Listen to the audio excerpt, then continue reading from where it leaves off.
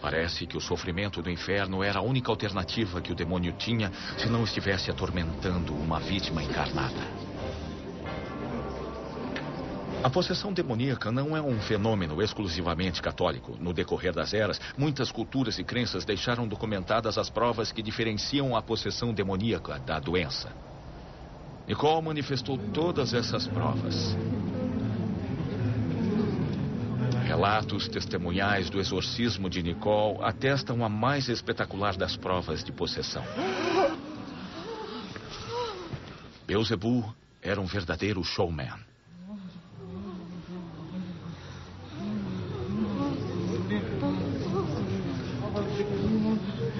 Os demônios são reais ou imaginários? Para as multidões da Catedral de Laon não havia dúvidas. As leis da natureza e de Deus haviam sido desafiadas. A questão era se Deus teria realmente a palavra final. Sexta etapa, a expulsão, o triunfo da vontade de Deus. A batalha da Catedral de Laon se prolongou durante mais de 2 meses, todos os dias. Nicole não comia nada além das hóstias e bebia apenas um pouco de vinho da comunhão, mas continuava inchada pelo demônio. A água benta o queimou, drenando sua força demoníaca.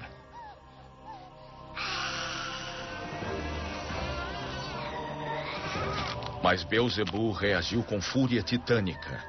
Ele lutou com tamanha violência que os ossos de Nicole se partiram. O bispo Lebor estava assustado e exausto, mas a fé e o poder da Eucaristia eram sua única esperança. Ele não desistiu.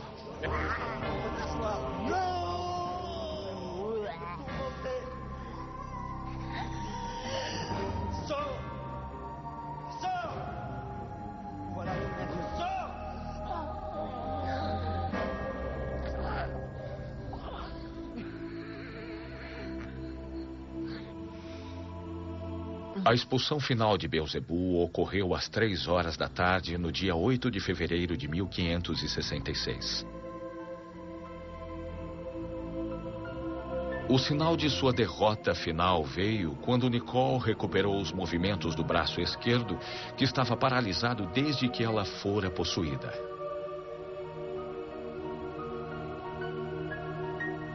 Todas as testemunhas relataram que sua partida ocorreu numa explosão de fumaça negra e ao som de todos os demônios voltando ao inferno.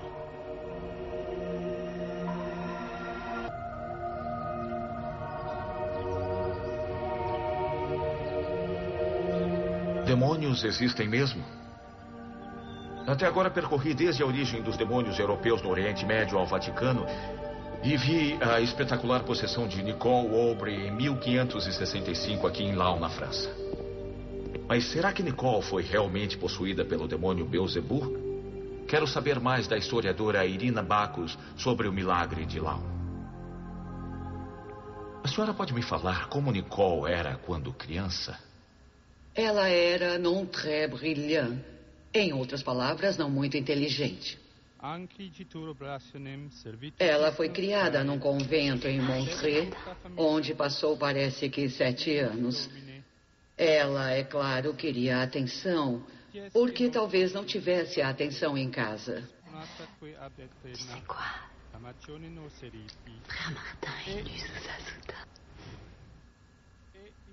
Você diria que algumas pessoas são mais vulneráveis à possessão do que outras? Sim, quanto mais frágil a sua identidade, mais vulnerável você é à possessão. Ela certamente se encaixava nessa categoria.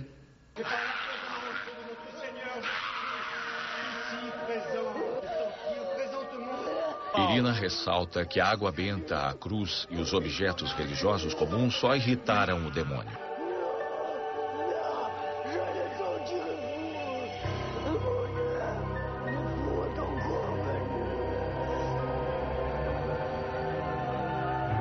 E por isso foi ainda mais impressionante quando o poder da hóstia deixou Beelzebub impotente. Prova impressionante e irrefutável do poder da Eucaristia.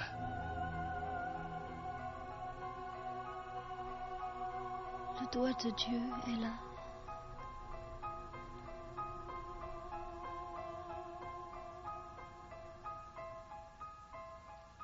Talvez o verdadeiro significado do milagre de Laon seja que foi uma grande vitória numa guerra ideológica.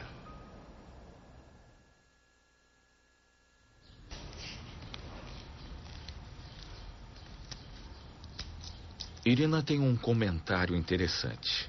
Em 1577, 11 anos depois da visita de Beelzebub, Nicole foi possuída novamente. Ela ficou temporariamente cega, mas dessa vez a igreja não precisava dela. Nada de grandes multidões, nem de ninguém para registrar, nem de atenção.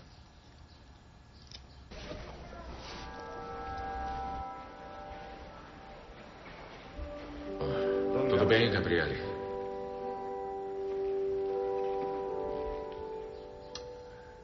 Obrigado por me receber novamente, padre. Só mais algumas perguntas. Os críticos diriam que a possessão pode ser explicada através de desordens psiquiátricas, como a de múltiplas personalidades. Qual a sua resposta a eles?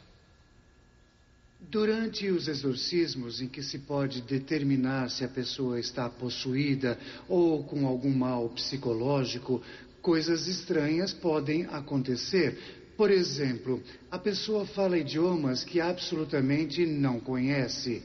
Nesses momentos, a pessoa sabe de coisas que não poderia saber. A pessoa pode levitar. Eu tive o caso de um fazendeiro que teve que ser segurado por 6 homens. Ele ficou muito furioso. Durante o exorcismo, ele levitou um tanto assim. O senhor encaminha pessoas aos psiquiatras? Sim, eu encaminho pessoas aos psiquiatras. Aliás, eu até faço piada. Quando vejo que não é um caso de possessão demoníaca, eu digo, não tem demônio. Se você tiver algum problema, procure um bom veterinário. Acho que é hora de ver um psiquiatra. Um homem com uma experiência extraordinária no que alguns chamam de demônios. Dr. Sanderson. Exato. É um prazer. Prazer. Como é que os demônios e as possessões são vistos pelos psiquiatras hoje em dia? Com muito ceticismo. Eu mesmo não uso o termo possessão demoníaca. Eu nunca encontrei um caso, se é que de fato existe. Eu prefiro usar o termo ligação espiritual, em vez de possessão. Os espíritos que mais comumente influenciam as pessoas são espíritos humanos. Espíritos de pessoas que morreram e, em vez de seguir para a luz, para o mundo espiritual, por algum motivo, ficaram para trás. E você conversa com os espíritos? Bom, eu posso tocar uma fita de uma das minhas pacientes e você pode ter uma ideia melhor do que, de fato, acontece, né? Ela é uma jovem de 33 anos, digamos que se chama Louise, e foi admitida num dos leitos do hospital Fairfield com um ataque de pânico. Os ataques de pânico são comuns, mas esta é a única paciente que eu vi com um ataque de pânico tamanho que foi internada num hospital. E ela também sofria de dores de cabeça terríveis, depressão, uma série de problemas. Eu fiz o tratamento com hipnose, que é o que eu faço normalmente com meus pacientes. Sob hipnose, Louise revelou que estava com uma ligação espiritual. Uma mulher de meia idade, muito teimosa, chamada Gladys. Eu disse, bom, eu acho que eu vou ter uma palavrinha com a Gladys. Eu posso falar com a Gladys? E ela disse, sim. E eu então conversei com ela e neste ponto eu acho que é melhor tocar a fita e você então ouvir o que aconteceu. Agora me diga, que idade a Louise tinha quando você se juntou a ela? Quando ela nasceu. No momento do nascimento ou antes? Não, quando ela nasceu, no momento do nascimento. Ah, no momento do nascimento, entendo. Estas são gravações feitas pelo Dr. Sanderson em sessões reais em que a voz do espírito de Gladys falou através de sua paciente Louise. Acha que ela vai precisar de você ainda por muito tempo? Vai. A vida toda? É. Entendo. É muito bom falar com você. É bom saber que se preocupa com ela. Eu tenho certeza de que a Louise fica feliz com isso. Mas temos que considerar o efeito que você está tendo na Louise. Ela não sabe quais as sensações são suas e quais são dela. Eu imagino que você nem sempre aprova os amigos de Louise. Ah, não. Ah, não, né? Os homens não. Ah, não, eu acho que não. Mas você tentou tirá-los da vida dela? Sujos. Brutos. Ah, é. Quando tirei Louise da hipnose e perguntei a ela sobre essa Gladys, ela disse: eu não sei bem, mas eu acho que eu tive uma tia-avó que morreu muito antes de eu nascer. Ela morreu aos 55 anos de câncer e teve uma vida muito triste com um marido alcoólatra que a maltratava. Mas a grande tragédia de sua vida foi a perda de seu filho, Roy.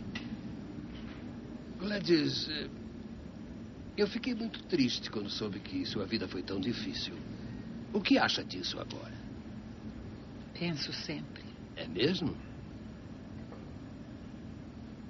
E com uma profunda tristeza, não é verdade? É. E raiva. E raiva. É. De quem você tem raiva, Gladys? Do seu marido? É. Qual era o nome dele? Michael. Ah, é, Michael. É por isso que eu não perdoo. Ele maltratava muito você? Terrivelmente. E você teve mais 2 filhos, eu sei, mas o Roy era o seu preferido, não era? Ele era meu menino. Quantos anos ele tinha quando morreu? 28. Sei. A raiva de Gladys era a chave do problema.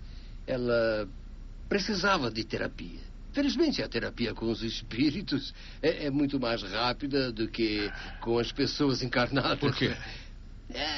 Eu não sei, mas eu posso lhe dizer por experiência própria que leva assim uns 2 ou 3 minutos. Eu disse o que ela precisava saber e que, livrando-se da raiva, ela precisava apenas ir em frente para o mundo espiritual.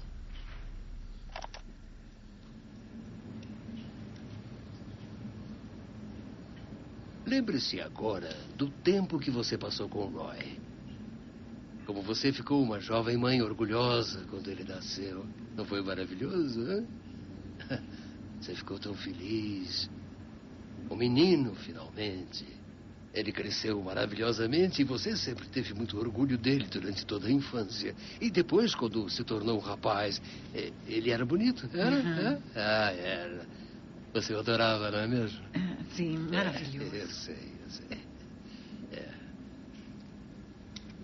E depois veio o acidente. E foi por isso que você ficou tão triste. Foi isso que acabou com você, não foi? E deixou você tão infeliz. Mas sabe de uma coisa, Gladys? Quando você se for, quando resolver deixar a Louise e seguir para a luz, você vai poder se reencontrar com o Roy e ficar com ele. Você não percebe isso? Eu tenho certeza de que o Roy irá encontrar você para levá-la para a luz e será uma experiência maravilhosa.